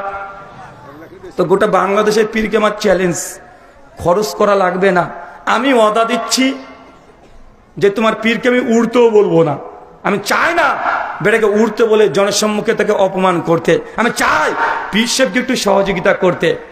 আগামীকাল শেখ মুজাফফর বিন মোহসেন হাফেজাল্লাহর মাদ্রাসা দারুল হুদাতে সম্মেলন চলছে না? আজকে প্রথম দিন, কালকে দ্বিতীয় দিন, ওখানে আমিও থাকবো ইনশাআল্লাহ। তা আমি শুধু এতটা চাই, ঢাকা এয়ারপোর্টে পীর সাহেবকে নিয়ে আমি যাবো, পীর সাহেবের বিমান ফ্লাইট খরচ যা হয় আমি দেব, খাওয়া দাওয়া সব ফ্রি, কোনো সমস্যা নাই। ঢাকা বিমানবন্দর থেকে রাজশাহীতে যেতে হবে বিমানে চড়ে, মানে উঠতে উঠতে বলছি না, বিমানে চড়ে আমার সঙ্গে যাবে। বিমান যখন অনেকটা ওপরে চলে যাবে, আমি পীর সাহেবকে বিমানের দরজা খুলে ধাক্কা দিয়ে ফেলে দেবো, পীর সাহেব তুমি নাকি উঠতে পারো, একদম পদ্মা পার করে দিয়ে চলে আসো, তো ওপর থেকে তুমি রাজশাহী বিমানবন্দরে ল্যান্ড করে দেখাও। কথা মানে বুঝতে পারলেন না ভাই? আমি তো উঠতে বলছি না, বলছি আরে ভাই একটা সাধারণ মানুষ আপনাকে যদি বিমান থেকে ফেলে দেয়, তো আপনি নিচে যাবেন না উপরে যাবেন? আপনি না নিচে আসবেন। মাধ্যাকর্ষণ শক্তি বা গ্র্যাভিটি আমাদেরকে এটাই বলে, যে কোনো ভর উপরে রাখলে নিচেই পড়বে। তো পীর সাহেব নিঃসন্দেহে নিচে তো পড়বে, পড়বে না? শুধু পীরের কারামত এতটা দেখাবে যে নিচে ধপ করে পড়বে না, ও ধীরে ধীরে পড়ে রাজশাহী বিমানবন্দরে গিয়ে ল্যান্ড করবে, যখন বিমান যেভাবে ল্যান্ড করে। কথা মনে বুঝলেন না? এখন কোন পীর পারবে? হ্যাঁ পীর পারবে, নিচেও পড়বে, কিন্তু রুহুটা আসমানে চলে যাবে। ল্যান্ড কোথায় হবে? একদম আসমানে। আমি কষ্ট দিতে চাই না ভাইজান, আমি এতটা শুধুমাত্র বলতে চাই যে সমাজে এরকম ভণ্ডামি আছে না নাই? এরকম হাজার হাজার আপনাকে ভণ্ডামি দেখাতে পারবো। একজন বলছে ফাজালে আমল, একটা বাংলাদেশে বই আছে না? আপনি আবার রাগ করিয়েন না, কারণ এই ফাজালে আমলে বইয়ের লেখক কোন বাঙালি না, এটা আমার দেশ ভারতের মৌলানা জাকারিয়া কান্দালভি, মৌলানা ইলিয়াস সাহেবের জামাতা, তিনি এই বইটা রচনা করেছেন। তো তিনি ভারতের না বাংলাদেশের? ভারতের। তাই আমি যদি সে বই সমালোচনা করি, আপনার অভিযোগ করা মানে অনর্থক। আমার দেশের লেখক, আমি যা ইচ্ছা তাই বলতে পারি, আপনি অভিযোগ করার কে? ওই ফাজালে আমলের 67 নম্বর পৃষ্ঠা, পাকিস্তান করাচি থেকে ছাপা উর্দু মূল নুসখা। ফাজালে আমল কিন্তু বাংলা বই না, ওটা ছিল উর্দু, ওটা বাংলাতে অনুবাদ করেছে বাংলাদেশের ঢাকা কুতুবখানা থেকে। মূল বইটা কি? মূল বই কি? উর্দু। ওখানে পরিষ্কার ভাবে লেখা আছে, একজন বুজুর্গ তিনি 12 দিন টানা এক অজুতে 12 দিন তিনি নামাজ পড়েছেন। কয়দিন চাচা? 12 দিন এক টানা নামাজ পড়েছে ওই বুজুর্গ। কত বড় আল্লাহর ওলি দেখেছেন? কত বড় আল্লাহর ওলি! আমি শুধু একটু এখানে ইঞ্জিনিয়ারিং করেছিলাম, আমি বলেছিলাম 12 দিন যদি এক অজুতে নামাজ পড়তে পারে এই বেচারা, তে 12 দিনের মধ্যে কি হাগু করেনি? চাচা হাগু করলে কি মানে পটি, একটু ভদ্র ভাষায় বলে পীর সাহেব তার সম্মানে খিলাফ গেলে আমাকে ভস্ম করে দিতে পারে, তাই না? বলে পীর সাহেব তো অনেক কারামত, কারামত দিয়ে দেখা যাচ্ছে আমার হার্ট অ্যাটাক করে নিচে ফেলে দিল। তো একটু ভদ্র ভাই বলে পীর সাহেবকে 12 দিন একটু পটি করেনি? আচ্ছা পটি করলো না, ভোট ধরে নিলাম অনেক বুজুর্গ ব্যক্তি হয়তো কিছু 12 দিন খায়ও নি, তার জন্য পটি হয়নি, তো ফুসফাস 19-20 হওয়ার কথা। আচ্ছা তাও নাহলে হয়নি, তো পীর সাহেব 12 দিন তাহলে কি স্ত্রীর কাছে যায় নাই? হ্যাঁ আচ্ছা এটাও বাদ দিলাম, চাচা পীর সাহেব 12 দিন তিনি কি করেছেন? এক অজুতে নামাজ পড়েছেন। তার মানে 12 দিন রাত্রে তো ঘুমায়নি। কেন চাচা? ঘুমালে কি অজু থাকে? তার মানে 12 দিন কি করেনি? ঘুমায়নি। এখন কোন সাধারণ স্বাভাবিক মানুষ কি 12 দিন না ঘুমিয়ে থাকতে পারবে? জিনিস বুকে পীর সাহেবের নাম তুলে দেওয়ার দরকার। কেন? আজ পর্যন্ত বিশ্ব সৃষ্টি হওয়ার পরে সব চাইতে রেকর্ড যে না ঘুমিয়ে থেকেছে মাত্র 5 দিন। টানা কয় দিন? 5 দিন। কিন্তু পীর সাহেব না ঘুমিয়ে থেকেছে কতদিন? 12 দিন। তো পীরের নামটা গিনিস বুকে ওঠার দরকার না? কথা বলেন, ওর নাম তো গিনিস বুকে ওঠার দরকার। মানে আজ পর্যন্ত কম্পিটিশন কে কতদিন না ঘুমে থাকতে পারে, সর্বোচ্চ মাত্র 5 দিন পেরেছে, পীর পেরেছে 12 দিন। তার মানে বোঝা গেল এই কথাগুলো পীরের নামে সম্পূর্ণ জালিয়াতি। জালিয়াতি কি জালিয়াতি নয়? জালিয়াতি। সাধারণ শ্রোতা, আপনাদের আমি অনুভূতিটা আঘাত দিতে চাই না, আমি দেখাতে চাই আপনাদের মধ্যে যে ধারণা আছে যে ইবাদত যত বেশি করবেন তত নাকি, এই আশা ভুলে যান। এটা ইসলাম, মনের মতো আপনাকে আমল করা যায় না। আমি শুধুমাত্র আর একটা কথা বলেই এখানে আপনার পীর সাহেবকে ছেড়ে দিতে চাই। ছোট্ট একটা কথা ভাই, এই পীর সাহেবদের তো কারামত যা দেখেছেন দেখবেন, সমস্ত পীরদের কারামত আজ থেকে 100 বছর আগেকার। কত বছর আগেকার? এই নতুন 100 বছরকে পীর জন্মায় নাই। এখন তাহলে পীররা কেন কারামত দেখাতে পারে না? পীরদের কারামত ততদিন ছিল যতদিন ক্যামেরা আবিষ্কার হয়েছিল না। যখনই মানে এই ক্যামেরা আবিষ্কার হয়ে গেছে, পীরদের আর কোনো কারামত নাই। কারামত নাই বললে ভুল হবে, এখনো পীর সাহেব কারামত দেখায়। তবে কি কারামত জানেন? বলে, তুই জানো আমার পীর সাহেব তিনি এত বড় পীর। তো বাবা কি করেছে তোমার পীর? বলছে আমার পীর সাহেব 32 বছর গোসল করেনি। এখন হচ্ছে নতুন নতুন ক্যামেরা আবিষ্কার হওয়ার পরে এখনকার পীরদের কারামত 32 বছর গোসল করেনি। আমার পীর 14 বছর দাঁত মাজেনি। মানে আগেকার পীররা উঠতে পারতো, ওই পানির মধ্যে দিয়ে হেঁটে চলে যেতে পারতো, আগুনের মধ্যে দাঁড়িয়ে থাকতে পারতো। জীবনী তো পড়েন নাই? পড়েছেন। কিন্তু এখনকার পীরদের কারামত এগুলোর নাই। এখন কে কতদিন দাঁত মাজেনি, কে কতদিন গোসল করেনি, এটা হচ্ছে এখনকার পীর সাহেবদের কারামত। তার মানে ডাল মে কুছ কালা হে নেহি বলকি পুরো ডালই কালা হে। তার মানে যে এর মধ্যে সামান্য কিছু না, মানে পুরোটাই পীর সাহেবদের নামে এগুলো জালিয়াতি করা হয়েছে। চলেন, এই জন্য একটা হাদিসই যথেষ্ট। ওই যে 3 জন সাহাবী আল্লাহ নবীর স্ত্রীর কাছে এসেছে, আম্মা জান নবী আমার কেমন কেমন ইবাদত করতেন। আম্মা জান বলছেন তোমার নবী এই এই আমলগুলো করতেন। সাহাবীরা মনে করলেন নবী এই কয়টা আমল করে, আর তিনি তো নবী, তিনি আমল না করলে তো জান্নাতি, কিন্তু আমরা এই কয়টা আমল করলে হবে না, আমাদেরকে অনেক বেশি আমল করতে হবে। 3 জনের মধ্যে একজন চট করে বলে উঠলো যে আমি সারা রাত তাহাজ্জুদের নামাজ পড়বো। চাচা কি নামাজ? আরো জোরে, কি নামাজ? তাহাজ্জুদের নামাজ পড়বো। আর একজন বলছে তুমি তাহাজ্জুদের নামাজ পড়বে, আচ্ছা আমি সারা দিন রোজা পালন করবো, সিয়াম, কখনো রোজাকে বাদ দেব না। আর একজন বলছে তাহলে আমি কি করব? ও তখন বলছে যে আমি কখনো বিয়ে করব না। বিয়ে যদি করি বউকে সময় দিতে হবে, ছেলে পিলে হবে, তাদেরকে সময় দিতে হবে, এই দুনিয়াতে তখন মেতে থাকবো, স্ত্রী সন্তানের ভালোবাসায় মেতে থাকবো, আল্লাহকে সময় দেওয়া যাবে না। অতএব আমি বিয়ে করব না, আমি একদম জীবন চিল্লা দিয়ে দেবো। চিল্লা আছে না নাই? 1 চিল্লা 2 চিল্লা জীবন চিল্লা। এই সাহাবী বলছে জীবন চিল্লা দিয়ে দেবো, মানে বিয়ে করব না, মানে শুধু মসজিদে পড়ে থাকবো, তসবিহ তাহলিল জিকির আজকার এগুলোই করব। আমি বিয়েকে বর্জন করে দিলাম, কারণ বিয়ে করলে বউকে সময় দিতে হবে, আল্লাহকে সময় দেওয়া কমে যাবে। অর্থাৎ বিয়ে আমি জীবন থেকে বাদ দিয়ে দিলাম। চাচা আপনার কাছে আমার সাদা মনে একদম সাদা ফ্রেশ প্রশ্ন, বলেন তো 3 জন সাহাবী যে 3টে আমল করতে চেয়েছিল, কোন আমলটা খারাপ? হ্যাঁ বলেন কোনটা খারাপ? সারা রাত তাহাজ্জুদ নামাজ পড়া ভালো না খারাপ? কথা বলে না। ভালো তো নাকি? আচ্ছা ও রোজা করবে, এটা ভালো না খারাপ? ও বিয়ে না করে সবসময় মসজিদে বসে থাকবে, ভালো না খারাপ? কিন্তু আল্লাহ নবীর কথাটা বেশ শোনেন, আপনি তো বললেন ভালো। সহিহ বুখারী 563 শেষ অংশ হাদিসের আল্লাহ নবী বলছেন ফামান রাগিবান সুন্নতি ফালাইসা মিন্নি। শোনো, যারা আমার সুন্নাতের বিরুদ্ধে আচরণ করবে তারা আমাদের দলভুক্ত না। আমি নবী রাত্রিতে তাহাজ্জুদের নামাজ পড়ি, আবার ঘুমিয়েও থাকি। আমি দিনে রোজা মাঝে মধ্যে রাখি, মাঝে মধ্যে রোজাকে ছেড়েও দিই। আমি বিয়েও করেছি, স্ত্রীকে সময়ও দিই। ফামান রাগিবান সুন্নতি ফালাইসা মিন্নি, যে আমার এই সুন্নাতের বিরুদ্ধে আচরণ করবে সে আমার উম্মত নয়, উম্মত নয়। নবী তাকে উম্মত হিসাবে অস্বীকার করে দিয়েছে। চাচা তারা তো ভালো কাজ করতে চেয়েছে, কিন্তু আমার নবী বলছে তারা আমার উম্মত না।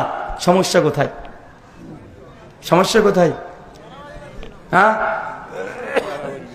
তাহাজ্জুদ নামাজ পড়া ভালো কাজ নয়? তাহাজ্জুদ নামাজ পড়া ভালো কাজ, কিন্তু বেশি পড়া ভালো নয়।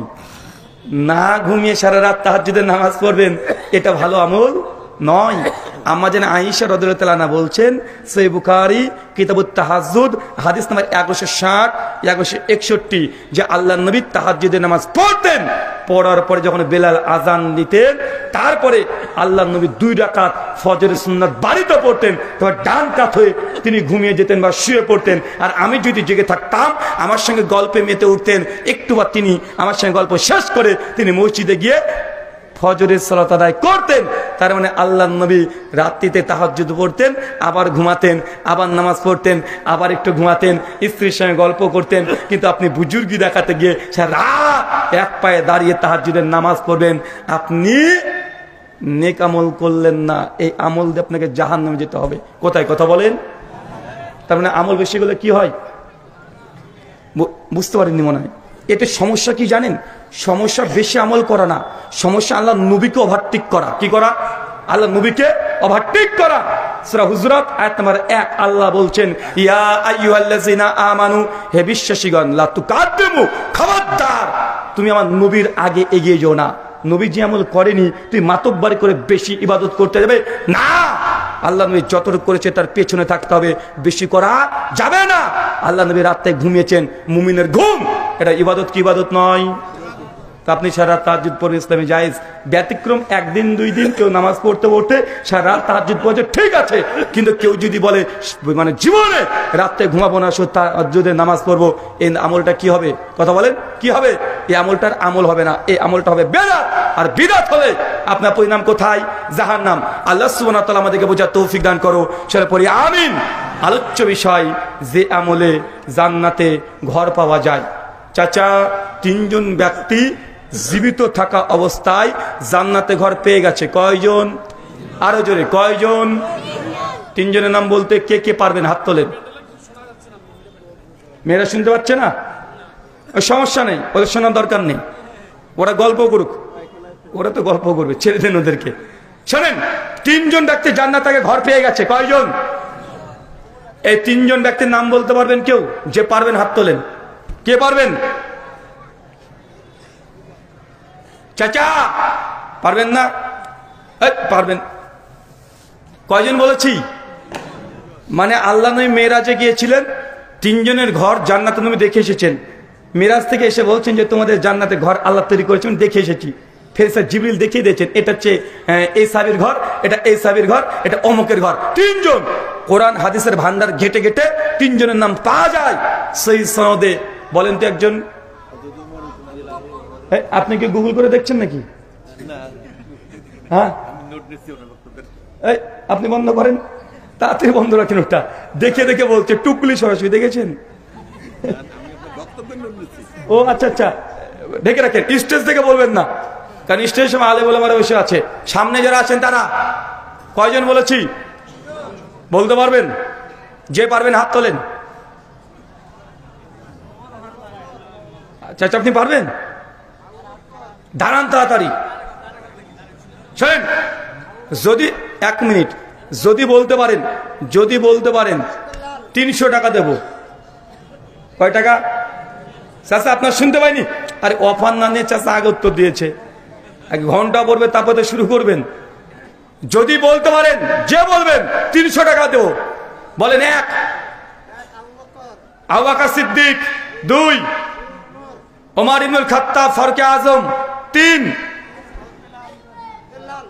বেলাল বিন রাবাহ। মাশাআল্লাহ, আমার 300 টাকা বেঁচে গেছে। বসেন।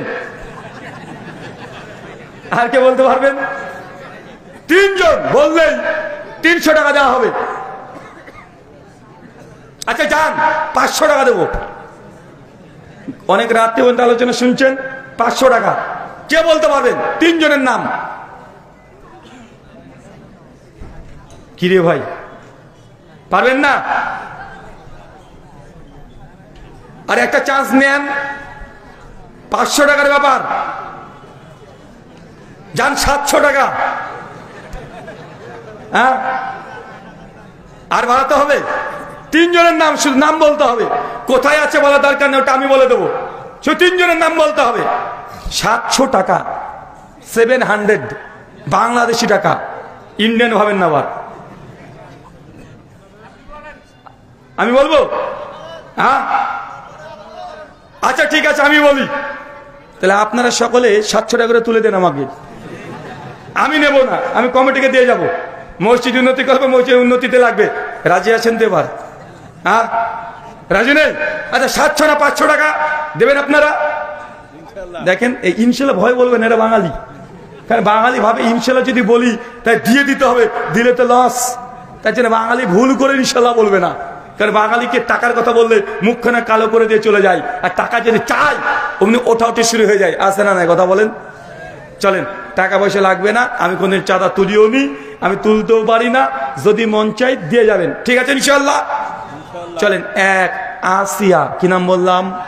2 খাদিজাতুল কুবরা, 3 ওমর ইবনুল খাত্তাব। ও আবার গুগল করে দেখছে, হ্যাঁ কি চ্যাট জিপিটি না? হ্যাঁ বুঝেছি, বেশিক্ষণ প্রশ্ন করে রাখা যাবে না, কারণ টুকটুক করে গুগল সার্চ করে বের করে ফেলে উত্তর, অথবা ওই চ্যাট জিপিটি খুলে উত্তর বের করে ফেলবে, তার জন্য অত রিস্ক নিইনি। কয়জনের নাম বলেছি চাচা? 3 জন। চলেন 3 জনের ব্যাপারে একটু একটু আমরা জেনে আসি। প্রথম আসিয়া, কি নাম বললাম? আসিয়াকে ফেরাউনের স্ত্রী, মুসনাদ আবি আলা হাদিস 6411, আল্লাহ নবী বলছেন যে আসিয়া যখন নবী মুসা আলাইহিস সালামের কালেমা পড়ে নিয়েছেন, সেই সময়তে ফেরাউন তার নিজের স্ত্রীকে জেলখানায় বন্দী রেখে প্রতিদিন সকালে আর সন্ধ্যায় 100-200 করে প্রতিদিন আসিয়ার উপরে নির্যাতন করা হতো। আসিয়াকে এত নির্যাতন করছে ফেরাউন, আসিয়া কোনদিন তার স্বামীর বিরুদ্ধে অভিযোগ না করে শুধুমাত্র আল্লাহকে বলছে, আল্লাহ এই দুনিয়াতে ফেরাউনের রাজপ্রাসাদের দরকার নেই, ফেরাউনের অট্টালিকার দরকার নেই, হে আমার প্রতিপালক, জান্নাতে তোমার কাছে একটা আমি ঘর আশা করছি, আমার জন্য তুই জান্নাতে একটা ঘর কনফার্ম করে দাও। এরা বিবি আসিয়া বারবার আল্লাহর কাছে দোয়া করতেন। আমাদের নবীর উপরে কোরআনের আয়াত সূরা তাহরিম সূরা 66 আয়াত নম্বর 11-তে আল্লাহ জানিয়ে দিচ্ছেন যে সেই দিন বিবি আসিয়ার দোয়াকে আল্লাহ কবুল করে নিয়েছিলেন। আসিয়া যখন মৃত্যুবরণ করে, সেই সময় জান্নাতে কোন ঘরটা পাবে তার চোখের সামনে এক ঝলক আল্লাহ দেখিয়েও দিয়েছেন। চিন্তা করতে পারছেন বিবি আসিয়া কত ভাগ্যবান? কেন? 2টো কারণ। 1 তাওহীদ, ঈমানের সঙ্গে আপোষ করেনি। 2 তার সবর, ধৈর্য।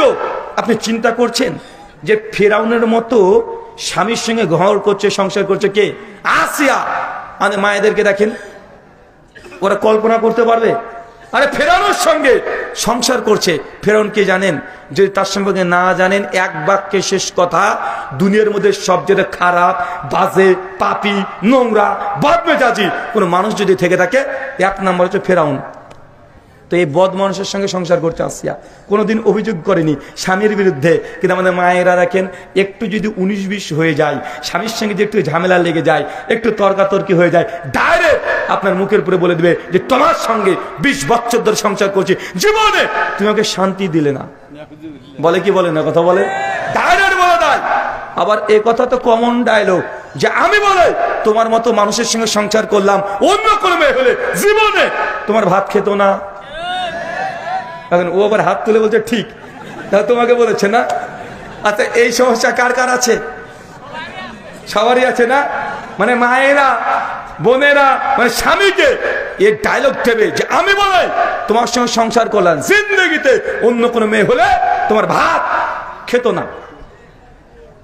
আচ্ছা আমি এরকম আলোচনা করেছি, একজন যুবক ও আমাকে প্রশ্ন লিখে পাঠিয়েছে যে রুহুল ভাই, আমার স্ত্রী আমার সঙ্গে ঝামেলা হলেই কথাটা বলে, কমপক্ষে কয়েকশোবার বলে দিয়েছে। এখন বলেন তো এই স্ত্রীর প্রতি আমার রাগ হয় যখন আমাকে এই কথা বলে, তাই বউকে কি তালাক দেওয়া যাবে? একটু মাসলা দিন। আমি বলছি মাসলা দিতে গেলে তো ঝামেলা, কারণ আমি একটা মাসলা ফতুয়া দিয়ে দিব, তুমি বউকে তালাক দিয়ে দিবা, আর তোমার বউ সারা জীবন আমাকে গালি দিবে, বলে এই হুজুরের জন্যই আমার তালাক হয়েছে, মানে আমাকে ধুয়ে ছেড়ে দিবে। দেয় কি দেয় না? কথা বলেন। আমি বললাম মাসলা যা তা দেবো তো দেবো, একটু পেঁয়াজ লঙ্কা মাখিয়ে দিই, খেতে টেস্ট হয়। আমি বললাম যখনই তোমার স্ত্রী এরপরে তোমাকে বলবে যে আমি বলে সংসার করে গেলাম, অন্য কোনো মেয়ে হলে জিন্দেগিতে সংসার করতে পারতো না, সেই সময় কানে কানে বউকে বলবে আর একটা চান্স নিয়ে দেখবো নাকি। তুমি যে বারবার আমাকে চ্যালেঞ্জ করছো, যে অন্য কোনো মেয়ে নাকি আমার ভাত খাবে না, তো তোমাকে তালাক দিলে তুমি তো বাপের বাড়ি চলে যাবে, আমি যে নতুন একটা বিয়ে করি তুমি তো আর বুঝতে পারবে না, তো তুমি এই ঘরে থাকো, আর একটা নতুন বিয়ে করে নিয়ে আসছি পাশের ঘরে রেখে দেবো, দেখবা তুমি আমি তার সঙ্গে সংসার করতে পারছি কি পারছি না, আর ওই মেয়ে আমার ভাত খাচ্ছে কি খাচ্ছে না, একটা চান্স দাও না। শুধু এই কথা একবার বলে দিবেন, জিন্দেগিতে কথাটা বলবে না, দারুণ কাজ করবে। কাজ করবে না ভাবছেন? এটা মারাত্মক তাবিজ। এটা কি তাবিজ? এই তাবিজটা ব্যবহার করবেন, করবেন ইনশাআল্লাহ। আচ্ছা, কে কে বিয়ে করেছেন হাত তোলেন তো। এগুলো বিবাহিত? মাশাআল্লাহ। যারা অবিবাহিত গরিব কে কে আছেন, বিয়ে করেননি? আরে সর্বনাশ, মানে এরা গরিব মিসকিন। আচ্ছা হাত নামান। যার বউ নাই সে তো মিসকিন, তাই না? গোটা শীত চলে গেলে এখনো বউ জোগাড় করতে পারোনি, তোমার মতো দুর্ভাগা মানে এলাকাতে আর নাই। আচ্ছা, যারা যারা বিয়ে করতে চান কিন্তু আব্বা মা দেয় না, বলতে লজ্জা লাগে, কে কে আছেন একটু হাত তোলেন তো। হ্যাঁ, কেউ নাই? বিয়ে করার ইচ্ছা আছে, আব্বা মা দেয় না, একজনও নেই? আলহামদুলিল্লাহ। তার মানে যারা বিবাহিত না, বিয়ে করনি, তোরা বিয়ে করে এখন যোগ্যতা হয় নাই। যোগ্যতা তখনই প্রমাণ হবে যখন বাপকে বলতে পারবা আব্বা বিয়ে করব, তখন তোমার যোগ্যতা হয়েছে। সে বুখারী 5062 নম্বর হাদিস আল্লাহ জানিয়েছেন, হে যুবক দল, যার সামর্থ্য আছে বিয়ে করো, যার সামর্থ্য নাই সে কি করো, কি করো, সিয়াম রোজা পালন করো। তো বিয়ে করবেন, বউ দরকার, বাপকে এখনো বলতে সাহস পান না, তো তোমার মতো কাপুরুষের বিয়ে করে লাভ কি? কাল থেকে রোজা রাখবে, কারণ বিয়ে করার শর্ত কি? যোগ্যতা অর্জন করতে হবে। বিয়ে করবা, বউ দরকার, যোগ্যতাই হয়নি তোমার এখনো বলার। মাধ্যমিক এসএসসি পাস করেছো, বাপকে সঙ্গে ঝামেলা করছো, মায়ের সঙ্গে ঝামেলা করে R115 R15 আছে না নাই, কথা বলেন? R15 কিনছে, কিনে ঘুরে বেড়াচ্ছে, তো মোটরসাইকেল দরকার, বাপ মার সঙ্গে ঝামেলা করে মোটরসাইকেল চালিয়ে ঘুরে বেড়াতে পারো, কিন্তু বউ দরকার বলা যায় না। হ্যাঁ, বলা শিখতে হবে। যদি বলতে না পারো তোমার বিয়ে করার দরকার নেই। 2 খাদিজাতুল কুবরা, কি বললাম? সহিহ বুখারী 3242 নম্বর হাদিস। আল্লাহ নবী বলছেন যে হঠাৎ করে দেখছি ফেরেশতা জিবরিল আমার বাড়িতে চলে এসেছে, হঠাৎ। তারপরে আর জিবরিল বলছে, ইয়া রাসূলুল্লাহ, ওই দেখেন খাদিজা আসছে, তার হাতে একটা খাবারের পাত্র আছে, খাদিজাকে বলে দেন জান্নাতে খাদিজার জন্য আর চমৎকার আর ঘর তৈরি করে রেখেছে, যার ভেতর থেকে বাইরে দেখা যায় আর বাইরে থেকে ভেতর দেখা যায়। খাদিজাকে বলেন আমি তার ঘর এখনই দেখে আসলাম। তার মানে জান্নাতে আরেকজন ঘর পেয়ে গেছে অলরেডি। অথচ আম্মাজান খাদিজা দুনিয়াতে চলাচল করছে, জান্নাতে অলরেডি ঘর তৈরি হয়ে গেছে। 3 ওমর ইবনুল খাত্তাব, কি নাম বললাম? ওমর বিন খাত্তাব। সহিহ বুখারী 3820 নম্বর হাদিস। আল্লাহ মেরাজে গিয়েছেন, মেরাজে জান্নাত পরিদর্শন করছেন ফেরেশতা জিবরাইলের সঙ্গে। হঠাৎ করে একটা ঘরের দিকে আল্লাহ নবীর চোখটা চলে যায়, দৃষ্টি চলে যায়, এত চমৎকার ঘর, দৃষ্টি নন্দন ঘর। নবী দেখে বারবার ঘরটা দেখতেই আছে। আল্লাহ নবী বলছেন মন চাচ্ছিল যে ওই ঘরে একবার প্রবেশ করি, ওই ঘরটা একবার দেখে আসি। জিবরিলকে বললাম, জিবরিল এত চমৎকার ঘর, সুন্দর ঘর, কার এত দামি ঘর? জিবরিল বলছেন, ইয়া রাসূলুল্লাহ, এটা আপনার উম্মতের ফারুকে আজম ওমর ইবনে খাত্তাবের ঘর, আল্লাহ এত সুন্দর করে তৈরি করে রেখে দিয়েছে। নবী আমার বলছেন আমার মন চাচ্ছিল ঘরে প্রবেশ করি, কিন্তু আমি ওমর তোমার সম্মানের দিকে তাকিয়ে ওই ঘরে প্রবেশ করিনি। আমি চাইলাম ওমর যখন জান্নাতে প্রবেশ করবে, প্রথম জান্নাতে তার ঘরে যেন পাটা ওমরের পরে, এই জন্য আমি ঘরে প্রবেশ করি নাই। ওমর বিন খাত্তাব এই কথা শুনে বাচ্চা শিশুর মতো হাউমা করে কান্না করছে। চিন্তা করতে পারছেন? মানে জান্নাতে ঘর পেয়ে গেছে কনফার্ম। এটা শুনেই ওমর বিন খাত্তাব কান্না করছে। আর আমরা কি করি কথা বলেন? জাহান্নামের কথা বললেও আমরা হাসি, হাসি না আমরা? জান্নাত তো দূর কি বাত, জাহান্নামের আযাবের কথা বললে অনেক মানুষ হাসতে শুরু করে দেয়। এই 3 জন অলরেডি জান্নাতে ঘর পেয়ে গেছে। আমরা জান্নাতে ঘর চাই, আমল করতে রাজি আছি, বেশি না 5 ওয়াক্ত নামাজ, এদিকে নিসবত করে 5খানা আমলের কথা বলবো। কয়টা আমলের কথা বলবো? মাত্র 5খানা আমলের কথা বলবো, যে 5টা আমল করলে আপনি জান্নাতে ঘর পাবেন। 1 সহিহ বুখারী কিতাবুস সালাত হাদিস 450। আল্লাহ নবী বলছেন কেউ যদি দুনিয়াতে একটা মসজিদ নির্মাণ করে দেয়, বাইতুল ফিল জান্নাহ, আমি আল্লাহ তাকে জান্নাতে ঘর দিয়ে দেবো। চাচা প্রথম আমলটা কি? কথা বলেন, কি করতে হবে? এই দুনিয়াতে একটা মসজিদ নির্মাণ করতে হবে। মসজিদ কার ঘর? আল্লাহর ঘর। দুনিয়াতে আল্লাহর ঘর তৈরি করবেন, আল্লাহ আপনাকে জান্নাতে আপনাকে আল্লাহ ঘর দিয়ে দিবে। করতে রাজি আছে তো ইনশাআল্লাহ? হুজুর 20-30 লাখ টাকার ব্যাপার একটা মসজিদ তৈরি করতে, আমি তো গরিব মানুষ, মিসকিন মানুষ, নিজেরই তো বাড়ি নেই, এত বড় মসজিদ তো তৈরি করতে পারবো না। চাচা আপনি ভাবছেন যে আপনার টাচ দিয়ে মসজিদ তৈরি করতে হবে, 2 তলা 3 তলা বিল্ডিং করতে হবে, পাকা ইট দিয়ে করতে হবে? না, আল্লাহ নবীর জামানাতে এই পাকা এত মজবুত করে এই মসজিদ ছিল না। নবীর জামানাতে মসজিদ ছিল শুধুমাত্র খেয়ার দিয়ে আর বিভিন্ন রকমের গাছ, খেজুর গাছ দিয়ে সাজানো মসজিদ ছিল। দুনিয়াতে যদি একটা কাঁচা টিনের পাটকড়ি দিয়ে যদি মসজিদ দিয়ে তৈরি করে দেন, বাইতুল ফিল জান্নাত, আপনার জন্য জান্নাতে ঘর পাওয়া যাবে। রাজি আছেন ইনশাআল্লাহ? যদি তাও না পারেন চলেন আরেকটা হাদিস আপনার জন্য, সুনান ইবনে মাজাহ হাদিস নম্বর 738, সনদ সহিহ। আল্লাহ নবী বলছেন, কেউ যদি দুনিয়াতে পায়রার ঢোপের সমান, পায়রার ডিমের সমান মসজিদ তৈরি করে দেয়, বাইতুল ফিল জান্নাহ, আমি আল্লাহ তাকেও জান্নাতে ঘর দেবো। চাচা কত বড় মসজিদ? পায়রার ডিমের সমান। বলেন তো পায়রার ডিমের সমান মসজিদ তৈরি হয়? পায়রার ডিমের সমান মসজিদ তৈরি করতে পারবেন না। ইমাম হাজার আসকালানী সহিহ বুখারী 435 নম্বর হাদিসের আলোচনা করতে গিয়ে, শরা করতে গিয়ে তিনি বলছেন, এই হাদিসের অর্থ কি, যে পায়রার ডিমের সমান নবী কেন বললেন? এই হাদিসের হাকিকত হচ্ছে এইটা, কোনো ব্যক্তির মসজিদ তৈরি করার নিয়াত আছে, তার একগ্রতা আছে, কিন্তু অর্থ নেই, টাকা নেই, কিন্তু ওই ব্যক্তি মসজিদের জন্য অন্তত দুনিয়াতে একজন মানুষ নামাজ পড়তে পারে এমন জায়গা সে আল্লাহর রাস্তায় দান করে দিয়েছে, একটা জায়নামাজ সমপরিমাণ, ওই ব্যক্তিও জান্নাতে ঘর পাবে। এখনো বুঝতে পারেনি? আর একটু সহজ করে দিই আমলটা করার জন্য। এলাকাতে ইঞ্জিনিয়ার আছে না নাই? কালকে চলে যাবেন, ইঞ্জিনিয়ারকে বলবেন, ইঞ্জিনিয়ার সাহেব একজন মুসল্লির নামাজ পড়তে কতটুকু জায়গা লাগে? মানে একটা জায়নামাজের মাপ 2 ফিট বাই 4 ফিট। কত ফিট? 2 feet by 4 feet. ইঞ্জিনিয়ারকে বলেন 2 ফিট বাই 4 ফিট জমি, সিমেন্ট, ইট, বালি, পাথর, রড, রং মিস্ত্রি, রাজমিস্ত্রি, ছাদ, ঢালাই, ইলেকট্রিক, সমস্ত কিছু খরচ কত হবে বলেন তো? ইঞ্জিনিয়ার সাহেব তিনি হিসাব করে স্কয়ার ফিট বের করে দিতে পারবে কি পারবে না? এলাকায় রাজমিস্ত্রি আছে না নাই? আছে। ওরা বের করতে পারবে কি পারবে না? যদি বের করে বলে যে 80,000 টাকা আজকেই নিয়াত করে নেন, মৃত্যুর আগের দিন পর্যন্ত দুনিয়াতে একটা বড় মসজিদ তৈরি করতে না পারলেও একজন মানুষ যেন নামাজ পড়তে পারে এমন ব্যবস্থা মৃত্যুর আগের দিন পর্যন্ত হলেও আপনি চেষ্টা করবেন যে দুনিয়াতে একজন মানুষের নামাজ পড়ার ব্যবস্থা আপনি করবেন। পারবেন না ইনশাআল্লাহ? পারবো তো ইনশাআল্লাহ? আরে বেদাতিরা বাপ মারা গেলে 2খানা গরু জবাই করে 3 লাখ টাকা খরচ করে হাজার হাজার মানুষকে খাওয়াতে পারে, বেদাত করছে। কিন্তু আপনি তো সহিহ আকীদার আহলে হাদিস, আপনি সুন্নাতে আমল করতে পারবেন না। বাপের জমি আপনি ভোগ করছেন, বাপের জন্য একজন মুসল্লি নামাজ পড়তে পারে এমন টাকা দান করা যায় না? যায় কি যায় না? বাপের আপনি 1 বিঘা জমি খাচ্ছেন, বাপের জন্য একটু মসজিদে যেন 80-90 হাজার টাকা অন্তত পক্ষে দিয়ে একজন ব্যক্তি নামাজ পড়তে পারে এমন ব্যবস্থা করলে ওই ব্যক্তি নামাজ পড়ে যত নেকি পাবে, আপনার বাপ কবরে তত নেকি পাবে। কত সহজ না? সুন্নাত মানে নেকি আর নেকি, বিদআত মানে কি? বিদআত মানে জানেন? ওই যে 1000 মাসে খাওয়াবেন, খাওয়া দাওয়া করে যাবে, দাঁতে খিলিন দিবার বলবে দূর ঝালটা একটু বেশি ছিল, আর লবণটা কম দিল কেন রে ভাই, আর পেঁয়াজটা মানে নাই একদম, বা এরকম বলে কি বলে না? মানে বেদাত, ওই বেদাতের জাত মেরে ছেড়ে দিবে একদম। আর সুন্নাত মসজিদে ইবাদত করবে, বাপ কবরে নেকি পাবে। ইনশাআল্লাহ করা যাবে তো? ইনশাআল্লাহ ইনশাআল্লাহ প্রত্যেক বাপ তার সন্তানকে উচ্ছেদ করে যাবেন।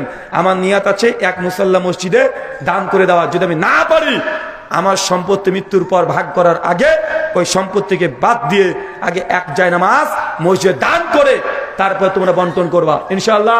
চাচা আমল আপনার, মারা যাবেন, বেটাও আপনার না, ছেলেও আপনার না, বৌমাও আপনার না, তার জন্য আগে থেকে ওসিয়ত করে যান। আমি কি টাকা চেয়েছি আমার জন্য? পীর সাহেবরা তো নিজেরা চাই, আমি তো চাইনি, চেয়েছি। এটা আপনার কল্যাণের জন্য বলেছি। 2 সুনান তিরমিজি 415 নম্বর হাদিস। চাচা কেমনটা আপনাকে করতে হবে, আপনি পারবেন। নবী বলছেন কেউ যদি প্রত্যেকদিন ফরজ নামাজ বাদ দিয়ে, মানে ফরজ নামাজের পরে 12 রাকাত সুন্নাত নামাজ পড়ে, কত রাকাত? 12 রাকাত সুন্নাত নামাজ পড়ে, বাইতুল ফিল জান্নাহ, আমি আল্লাহ তাকেও জান্নাতে ঘর দিয়ে দেব। চাচা কত রাকাত? 12 রাকাত। কখন কখন পড়বেন? যোহরের আগে 4, পরে 2, মাগরিবের পরে 2, এশার পরে 2, ফজরের আগে 2, টোটাল 12 রাকাত কেউ যদি নামাজ হেফাজত করতে পারে, সুন্নাত নামাজ, বাইতুল ফিল জান্নাহ, ওই ব্যক্তি জান্নাতে ঘর পেয়ে যাবে। এই আমলটা আমাদের হানাফি ভাইরা বেশি করে। কারা করে? হানাফি ভাইরা বেশি করে না, কিন্তু আহলে হাদিসরা গাফেল। ফরজ নামাজ পড়ে চলে আসে অনেকেই, আছে না নাই? এই আমলটা আমাদের হানাফি ভাইরা বেশি করে। চাচা আপনাকে আর একটা নসিহত, সহিহ বুখারী 731 নম্বর হাদিস, আল্লাহ নবী বলছেন পুরুষ মানুষের জন্য সুন্নাত নফল নামাজ মসজিদে পড়ার চাইতে বাড়িতে উত্তম। কোথায় উত্তম? আপনি কোথায় পড়েন? কোথায় পড়েন? কেন? অজু কোথায় করেন? কেন? সুন্নাত নফল নামাজ পুরুষ মানুষ বাড়িতে পড়বে। কোথায়? বাড়িতে। আল্লাহ নবী বলেছেন নবীর জীবদ্দশাতে তিনি মসজিদে সুন্নাত নামাজ পড়েছে এমন কোন ঘটনা পাওয়া যায় না। শুধু একটা আবু দাউদে হাদিস পাওয়া যায় যে নবী একদিন জোহরের সুন্নাত নামাজ পড়ার সময়তে একজন ব্যক্তি চলে আসে, নবী তার সঙ্গে কথা বলতে বলতে একদম আসর ওয়াক্ত চলে আসে, সেই সময় নবী 2 রাকাত সুন্নাত নামাজ মসজিদে পড়েছে, একদিন পড়েছে। আল্লাহ নবী একটা রিওয়ায়াত পাওয়া যায়, কিন্তু আল্লাহ নবী সুন্নাত নফল নামাজ কোথায় পড়তেন? বাড়িতে। আপনি কোথায় পড়েন? তো আপনি তো আহলে হাদিস, আপনি এই সুন্নাতকে পালন করবে? এই সুন্নাতকে পালন করবে? বেদাতরা করবে? আরে এই সুন্নাতটা মরানা তাজা। বাড়িতে সুন্নাত নামাজ নফল নামাজ পড়তে, এটা সুন্নাত তাজা না মরা সুন্নাত হয়েছে এখন? এটা এখন মৃত সুন্নাত হয়ে গেছে, কেউ আমল করতে চায় না। হানাফিরাও করে না, আহলে হাদিসরাও করে না। তাবরানী আওসাত 18159 নম্বর হাদিস, নবী বলছেন আমার কেউ মৃত সুন্নাতকে যদি জীবন্ত করে, যে তাজা করে, তাহলে 50 জন শহীদের নেকি তার আমলে দিয়ে দেওয়া হবে। ইনশাআল্লাহ কাল থেকে কথা হবে চাচা। আজকে ফজরেই সুন্নাত মসজিদে পড়বেন না, কোথায় পড়বেন? বাড়িতে পড়বেন। তার মানে এই নয় যে মসজিদে সুন্নাত নামাজ পড়া জায়েজ না, জায়েজ, পড়াটা জায়েজ, তবে মসজিদের চাইতে বাড়িতে উত্তম। কোথায় উত্তম? বাড়িতে উত্তম। তাই বাড়িতে পড়া প্র্যাকটিস করবেন ইনশাআল্লাহ। আবু বকর, উমর, ওসমান, আলী সবার বাড়িতে একটা করে আলাদা ঘর থাকতো, যেটা ইবাদতখানা, যে তাহাজ্জুদের নামাজ পড়বে, সুন্নাত নামাজ পড়বে, নফল নামাজ পড়বে। আপনার বাড়ির মেয়েরা তারা সুন্নাত নফল নামাজ ওইখানে পড়বে। তাহাজ্জুদের নামাজ পড়া দরকার, কোথায় পড়বেন? ওই ঘরটাতে লিখে দেবেন ইবাদত খানা। বাড়ির মধ্যে একটা কোনায় ঘর করবেন, লিখে দেবেন ইবাদত খানা। কোরআন মাজিদ সাজিয়ে রাখবেন, জায়নামাজ বিছিয়ে রাখবেন, আতর গোলাপ দিয়ে সুগন্ধি করে রাখবেন। যখন আল্লাহর সঙ্গে কথা বলা দরকার, উঠে ওযু করে 2 রাকাত নামাজ পড়ে আল্লাহর কাছে চাইবেন। এই ঘরের দরকার আছে না নাই? এই সুন্নাত পালন করে হিন্দুরা। কারা? বুঝতে পারলেন না মনে হয়? এটা হিন্দু ভাইরা নিয়েছে। এটা হিন্দু ভাইদের চলে যাবেন, যত ভাঙা হোক, টিনের বেড়া হোক, তারপর দেখবেন তাহলে বাড়ির মধ্যে ছোট্ট হলেও একটা ঠাকুর ঘর আছে, আছে না নাই? ওখানে দেখবেন ঠাকুর ঘর আছে। প্রতিদিন ভোরবেলাতে, সকালবেলাতে আর সন্ধ্যাবেলাতে তারা আরতি ওঠায়। ওঠায় কি ওঠে না? হরে কৃষ্ণ কৃষ্ণ কৃষ্ণ হরে হরে, হরে রাম রাম রাম হরে হরে বলতেই থাকে। প্রত্যেক হিন্দু বাড়িতে মন্দির আছে, ছোট্ট ঠাকুর ঘর আছে। সকাল সন্ধ্যায় তারা গায়ত্রী মন্ত্র পাঠ করছে। কি বলছে ভাই? মন্ত্র পাঠ করে না তারা? ওং ভূর্ভুবঃ স্বাহা তৎসবিতুর্বরেণ্যং ভর্গো দেবস্য ধীমহি ধিয়ো না প্রচোদয়াৎ। শোনা যায় না? তো এই সুন্নাত তো মুসলমানের, হিন্দুরা পালন করে। আপনাকে বাড়িতে একটা ইবাদতখানা তৈরি করতে হবে। আপনার শোয়ার ঘর আছে, ডাইনিং রুম আছে, অতিথির জন্য ঘর আছে। আল্লাহর ঘর কোথায়? ইবাদতের জায়গা কোথায়? এটা টিনের হলেও, ভাঙা বেড়া দিয়ে হলেও, বাড়ির ছাদে হলেও, বাড়ির পিছে হলেও একটা ছোট্ট ঘর করবেন, যেটার নাম থাকবে ইবাদতখানা। মন যখনই চাইবে ওখানে গিয়ে কোরআন পড়বেন, তসবিহ, তাহলিল, জিকির, আজকার, নফল নামাজ, সুন্নাত নামাজ সব ওই ঘর হবে ইনশাআল্লাহ। 3 সুনান দারিমি 435 নম্বর হাদিস, সনদ আলবানী রাহিমাহুল্লাহ সহিহ জামে হাসান বলেছেন, নবী বলছেন কেউ যদি প্রতিদিন 10 বার, কতবার? আরো জোরে, কতবার? 10 বার সূরাতুল ফাতিহা, সূরাতুল ইখলাস, কোন সূরা? সূরা ইখলাস পাঠ করে, নবী বলছেন বাইতুল ফিল জান্নাহ, তার জন্য আমি আল্লাহ জান্নাতে একটা ঘর দিয়ে দেব। কোন সূরা? সহজ না কঠিন? চাচা সূরা ইখলাস মুখস্থ আছে? ভাবছেন যে না আমার মুখস্থ নেই, চাচা মুখস্থ আছে, শুধু নাম জানেন না। কেন? অপরাধ আমরা বাঙালি, তার জন্য অনেক কিছু মুখস্থ থাকে, নাম জানি না। যদি বলা হয় সূরা লাহাব বলেন তো চাচা, না বাবু আমি মাদ্রাসায় পড়িনি, লাহাব সূরা মুখস্থ নাই। যদি এখন বলা হয় তাব্বাত ইয়াদা আবি লাহাব, এটা পড়েন তো, গট গট করে পড়ে দেবে। আছে না? কথা বলেন, নাম জানে না কিন্তু মুখস্থ আছে। যদি বলা হয় সূরা ফাতিহা বলেন তো, আমি জানি না সূরা ফাতিহা, তো আলহামদু সূরাটা বলেন, আলহামদুলিল্লাহি রাব্বিল আলামিন মালিকি ইয়াউমিদ্দিন, শুরু করে দেয়। আছে না নাই? তো সূরা ইখলাস কোন সূরা চাচা? ওই যে কুল হুয়াল্লাহু আহাদ, বলো তিনি আল্লাহ এক এবং অদ্বিতীয়। আল্লাহুস সামাদ, তিনি আল্লাহ কাহার মুখাপেক্ষী নন। লাম ইয়ালিদ ওয়া লাম ইউলাদ, তিনি আল্লাহ, তিনি কারো সন্তান না, তার থেকেও কোনো সন্তান আসে নাই। ওয়ালাম ইয়াকুল্লাহু কুফুয়ান আহাদ, তার সমতুল্য সমকক্ষ কোনো কিছুই নেই। মাত্র ছোট্ট সূরাতুল ইখলাস 4 বার কেউ যদি পাঠ করে, 10 বার যদি কেউ পাঠ করে, নবী বলছেন বাইতুল ফিল জান্নাহ, তার জন্য জান্নাতে ঘর দিয়ে দেব। হবে তো ইনশাআল্লাহ? এটা আমলটা করা যাবে ইনশাআল্লাহ। অনেকে ভাবছে হুজুর বলেন কি করব, মানে বলতে বলতে করে ফেলেছি, 7 পর্যন্ত হয়ে গেছে, মানে 7 বার বলে দিয়েছে, আর মনে মনে ভাবছে মানে জান্নাতে ছাদ ঢালে চলছে আমার ঘরে। এটা একদিন এখন বলবেন আর আপনার ছাদ ঢালাই হয়ে যাবে, ব্যাপারটা এমনটা নয়। এটা আপনার খাস আমল, খুশুসি আমল, মৃত্যুর আগের দিন পর্যন্ত এই আমলটা প্রতিনিয়ত করতে হবে, ভুলে গেলে চলবে না। কথা না বুঝতে পারলেন না? ছোট্ট আমল প্রতিদিন করতে হবে। মায়েরা, হুজুর আমি যদি মেন্স অবস্থায় থাকি, পিরিয়ড, ঋতুস্রাব, রজস্বালা, হায়েস, নেফাস, গোসল ফরজ অবস্থায় থাকি, তাহলে কি সূরা ইখলাস পড়া যাবে? জি, সেই সময় আপনি পড়তে পারবেন। সেই সময় কোরআন মাজিদকে টাচ করা জায়েজ নয়, সেই সময় নামাজ পড়া জায়েজ নয়, সেই সময় রোজা রাখা জায়েজ নয়, সেই সময় হজ উমরাতে তাওয়াফ করা জায়েজ নয়। এই বাদ দিয়ে আপনি যদি সূরা ইখলাস যদি মাথায় মুখস্থ থাকে, কোন যদি দোয়া যদি মুখস্থ থাকে, আপনি জীবন নূরে নূরে পড়তে পারবেন, জায়েজ। সেই সময়তে আপনি মুখস্থ দিকে পড়তে পারবেন। তাই আপনি যদি হাইজ মেন্স ঋতুস্রাব অবস্থায় থাকেন, তারপরেও 10 বার প্রতিদিন পড়বেন।